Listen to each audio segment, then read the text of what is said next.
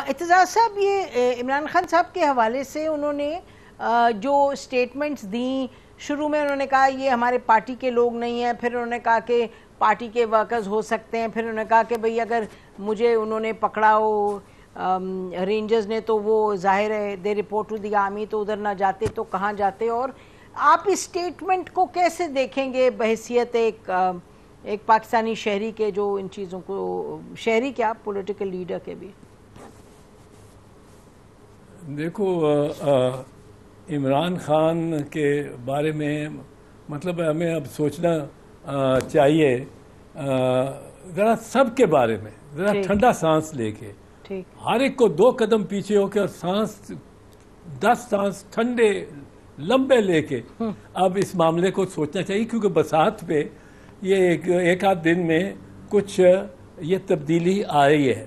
اور بساط کون سی ہے؟ جو میں سمجھتا ہوں جو عام آدمی کا پرسپیکٹیو ہے، جو زاویہ نگاہ ہے، اس میں ایک چیز میں آپ کو بتا دوں پہلے کہ ایک چیز کے بارے میں اب میرا نہیں خیال کوئی قوم کو کنونس کر سکتا ہے کہ یہ اگر آئی جی 8 گھنٹے اس نے رسپونڈ ہی نہیں کیا اور ڈی آئی جی نے نہیں کیا اور وہ مانیٹر کرتے رہے بائی دی منٹ جو انہوں نے اس جتھے کا جو زمان پارک سے 2:37 پہ چلا ہے اور جو پہنچا ہے لبرٹی چوک 3:27 پہ. اب وہ اس طرح نوٹ کر رہے ہیں، یہاں تک وہ کہتے ہیں آگ لگی ہے جب وہ لگی ہے 6:07 پہ. اب اس طرح مانیٹر کر رہے ہیں اور اس کو کچھ کر نہیں رہا. یہ آئی جی کی یہ جو ہے، میں تو حیران ہوں کہ ابھی تک اس کو یہ بھی نہیں کہ ٹرانسفر کر دیا ہو، وڈرا کر لیا ہو وفاق نے یا صوبے نے واپس بھیج دیا ہو. یہ کوئی مطلب ہے اس قسم کا معاملے پہ، چھوٹے سے معاملے پہ آپ تھانہ سارا معطل کر دیتے ہیں. یہ تو بہت بڑا زخم ہے پاکستان کی سائیکی پہ، پاکستانی کی سائیکی پہ یہ رہے گا. اور اس میں انڈیا میں اتنا ریجوائس کیا گیا ہے، ان کی تو باتیں کھلی ہوئی ہیں ہنستے ہنستے. میں تو اور اس کو جب تک آپ انسپیکٹر جنرل پولیس کی رسپانسبلٹی نہ ادا کرنے کی جو یہ داستان ہے کھلی اتنی، اٹس اے کینوس جو اس پہ ایک آئی جی نظر آتا ہے اور وہ کچھ نہیں کر رہا. اب میں ڈاکٹر عثمان کا I don't know him, I don't know the man, I've never met him. As far as I can remember, I've never met him, I've never had a bad interaction with him. پر یہ تو اس کا explain کرنا بڑا، اور یہ وفاقی حکومت کو بھی چاہیے. اب جو کچھ اتنا میڈیا پہ اتنی ڈینس کوریج ہے اس کی، یہ وہ کوریج نہیں ہے جو پی ٹی وی کر رہا ہے. پی ٹی وی تو اپنی چنائی فیڈز دے رہا ہے اور کاٹ کے دے رہا ہے. وہ چہرے وہ دے رہا ہے جو چہرے پی ٹی آئی کے ہوں. وہ اپنے گلو بٹوں کے تو چہرے ہی نہیں دے رہا. یہ سلیکٹیو رینڈرنگ ہے. اور and I hope the army chief is also properly briefed on this, well briefed, کہ یہ اتنی غفلت، اور اس غفلت پہ نہ وفاقی حکومت کا نہ صوبائی حکومت کا کوئی ایکشن ہی نہ لینا against the inspector general police and D I G police, C C O police. اب ان کے کوئی سوال ہی نہیں کر رہا ان کو. یہ بہت حیرت کی بات ہے. This case will not leave the mind and concerns of the people for a very long time. اور یہ کوئی سمجھے کہ اس کو ہم نے اپنا رخ دے دیا ہے، ایک رخ دے دیا، بس اسی رخ پہ عوام چلے گی. عوام اس رخ پہ نہیں چل رہی. عوام سوال پوچھتی ہے اور بڑے بنیادی سوال ہیں. تو میں سمجھتا ہوں اس وقت جو یہ ایک وقت ہے جس میں ہر ایک 2 قدم پیچھے لے، یہ دیکھے کہ یہ رانا ثناء اللہ کے گلو بٹ تو نہیں آ گئے. ایک بڑی یہ بحث چھڑ گئی ہے جو ویڈیوز آئے ہیں اس پہ، جو سوشل میڈیا پہ آئے ہیں. اب دیکھیں نا، آپ نے تو یہ دکھایا تھا کہ یاسمین راشد کو کہہ رہی ہے چلو ایک جگہ کھڑی ہے گاڑی میں اور وہ کہہ رہی ہے چلو کوئی کہتا ہے صاحب ادھر اس گھر گیا ہے صاحب، وہ کہتی ہے چلو اس گھر چلیں.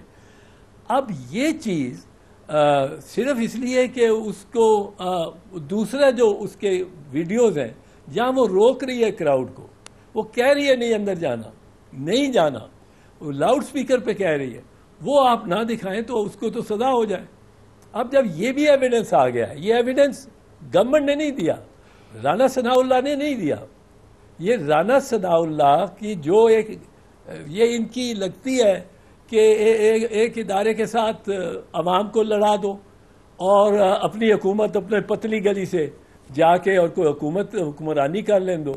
یہ جو بیانیہ رانا ثناء اللہ، خواجہ آصف یہ دے رہے ہیں، یہ بڑا عجیب سا ہے. یہ نہیں لوگ، آپ کا اپنا وزیر وہ نکلتا ہے اور وہ کہتا ہے خواجہ سعد رفیع کہ اس قسم کا انفرنو ہو ہی نہیں سکتا جب تک کوئی کیمیائی ایکسپرٹ نہ ہو. اب کسی نے وہاں تو کہا ہی نہیں ابھی تک کہ کوئی کیمیائی ایکسپرٹ تھا.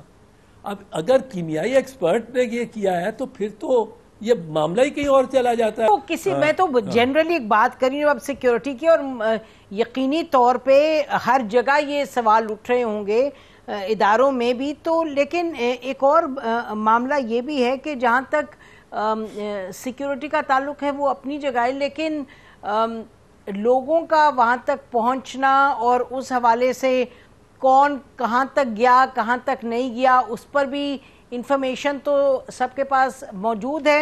اس پہ جو اچھی بات ہے اگر ہم یہ کہہ سکیں کہ لوگوں کو رہا بھی کیا جا رہا ہے کافی. آج دیکھیں نا ڈاکٹر یاسمین راشد تو was billed as a main culprit, ان کو تو کہا جا رہا تھا وہ سب سے زیادہ لیڈ کر رہی تھی دہشت گردی اس کیس میں، لیکن آج ان کو بری کر دیا گیا. تو وہ اچھی چیز بھی ہے کہ باتیں شروع میں جو کنسرن ہے وہ تو اپنی جگہ ہے، اور جیسے آپ نے فرمایا بڑا اہم کنسرن ہے پاکستان کی جو لوگوں کی سائیکی ہے اس پر اس کا کتنا بہت زیادہ غلط اثر ہوا ہے، یہ جو اٹیکنگ ٹارگٹنگ ملٹری پلیسز وغیرہ. لیکن یہ بھی تو ہے چیز کہ جیسے جیسے باتیں آگے بڑھ رہی ہیں جو انصاف ہے وہ بھی ہو رہا ہے. انصاف ہو رہا ہے پر نیٹ بہت وائڈ پھینکا گیا ہے. جی نیٹ بہت وائڈ پھینکا گیا ہے، اس میں سے آپ فلٹر کر کے اگر لوگ نکال دیں گے ایک کو دکھا دو تین چار، اور وہ is not justice being speedily done. اور آپ سوچ رہے ہیں کیا کہ آپ نے انڈائٹ بھی شاید کیا ہے کچھ لوگوں کو کہ وہ ملٹری کورٹس میں جائیں. Military courts I think again جی اس پر ہمارے تھے بالکل صحیح کہہ رہے ہیں. نہیں ان کو ایکسپلین کرنا چاہیے. کسی آرمی آفیسر کو یہ تو نہیں پتا ہوتا لا کیا ہے. لا کے تحت military courts are not legal اور کانسٹیٹیوشنل ان دس کنٹری، یہ ہے ہی نہیں.